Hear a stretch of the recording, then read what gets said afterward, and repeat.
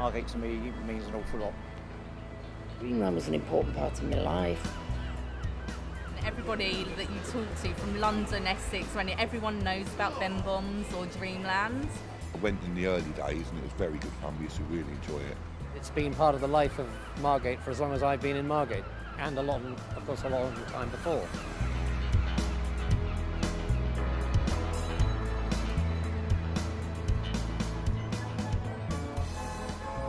The history of Dreamland really begins in 1919 with the purchase of the site by entrepreneur John Henry Isles, who bought Dreamland for the princely sum of £40,000. In 1919, construction started on the world-renowned scenic railway, which opened to the public in 1920. Over the years, Dreamland continued to develop, and in 1981, the park was sold to the Dutch Benboom brothers, who renamed Dreamland to Benboom Brothers White Knuckle Theme Park. It was magic. Very busy. Place was packed. Walking around the various stalls, the rides. The stalls were amazing. With the introduction of other bigger and faster rides, they made it one of the 1980s top 10 most visited tourist attractions in Britain. And they invested heavily, and I have to say it needed it. They brought some of the white knuckle rides in, and for 2 or 3 seasons you could not get into Margate.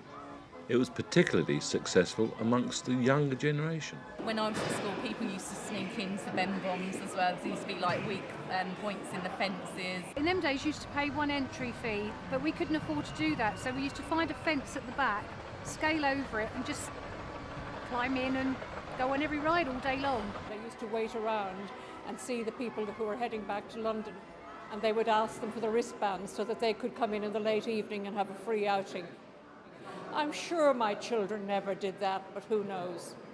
However, the Benboom brothers ran into some financial difficulties, and ultimately in 1995 the park was sold to Jimmy Godden and was reverted back to being called Dreamland. He took over, completely revamped the whole place. Unfortunately for Dreamland, Jimmy Godden proceeded to relocate most of the popular rides, which led to the park's decline. During the decline, the Dreamland Trust was formed by Nick Laister and Susan Marsh in an attempt to save Dreamland. In 2002, Nick Laister's efforts to obtain a listed ride status for the scenic railway were successful. It was granted a Grade 2 listing.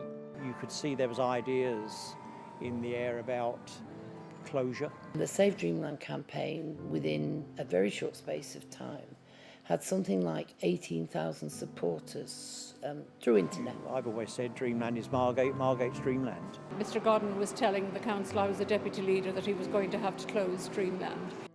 It was sold to Margate Town Centre Regeneration Company, who in the same year shut Dreamland to the general public. When Dreamland shut, Margate shut. And what did the community think of this?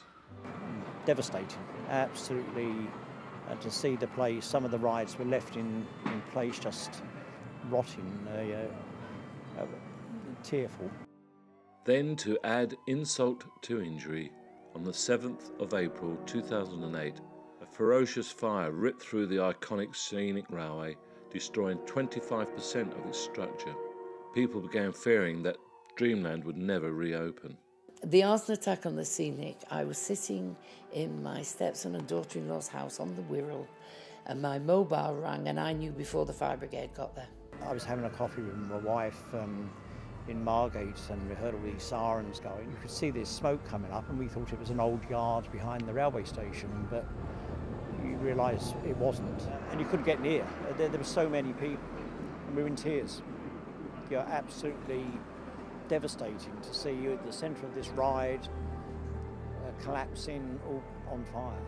The absolute relief for me, for all of us eventually, that you see, we have a lot of people who were supporting us and were with us, and the fire was seen very quickly, which meant we didn't lose 50%.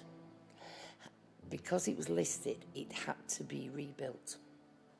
Had it gone beyond that, it couldn't be.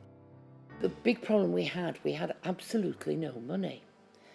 And not that you need a lot of money, but there are some limits as to what you can self-fund.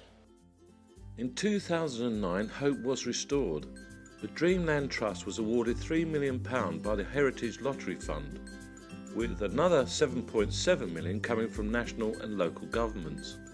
In 2010, the Dreamland Trust publicly announced their plans for Dreamland's regeneration.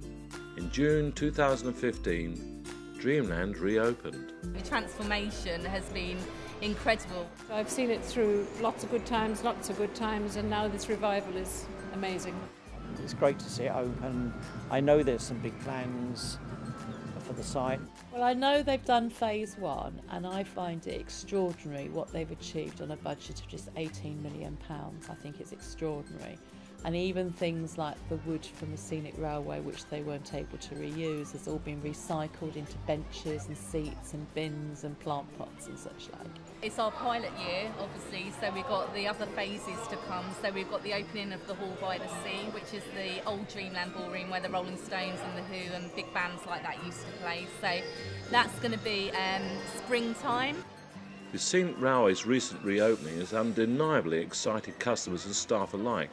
It seems that no other ride evokes nostalgia and happy memories quite like the scenic railway. You know, you don't miss something until you miss something. Yeah, so when they were doing their testing, it's like, oh my God, yes, I used to love that sound, and it makes you feel happy. Yeah. My dad took me on the scenic railway, and I think I must have been about 5. I remember screaming so loud on the scenic railway that they had to stop it and let me off. And that hasn't changed. I've been on the scenic railway a lot since it opened yesterday. The launch was yesterday, and I still scream. Unfortunately, the excitement hasn't been felt by everybody. I think they need to reduce the prices drastically. It's not for us, sadly. I do have concerns about the price of coming in. People like myself who, for various reasons, can't go on some of the rides. After a successful summer, Dreamland is slowly starting to regain its popularity. I want to see Dreamland appeal to everybody. You want little rides and quieter rides that children can go in. It's somewhere that grandmas can take their grandchildren and have a decent cup of tea while they run amok. You walk around and you can tell everyone's passionate about the place, everyone is committed about the place. Local businesses have also felt the impact of Dreamland's rebirth. They're all saying the same, they've had one of the best summer seasons, and that's what we want to hear. I had a fantastic summer. My trade was 65% up on last year. Now, whether that was Dreamland, fantastic weather, or a good exhibition at the Turner Contemporary, who knows? But yes, I'm very, very happy that it's back. Only time will tell how successful Dreamland will be. But the hope remains that Dreamland's rich heritage will live on for generations to come. It's exciting, it's different, it's stimulating, and it's got everything. Let's hope it's just going to be, you know, bigger and better every year, because, you know, we all love it. It's already done marvels for Margate, so you just hope that it will just continue forever. After seeing stuff about the old Dreamland, hopefully this Dreamland will be as successful. Yeah. It's an absolute passion, because we're all invested, part of ourselves, in wanting this to be amazing, like it used to be in the good old days. I love all my friends to come. Dreamland is the best.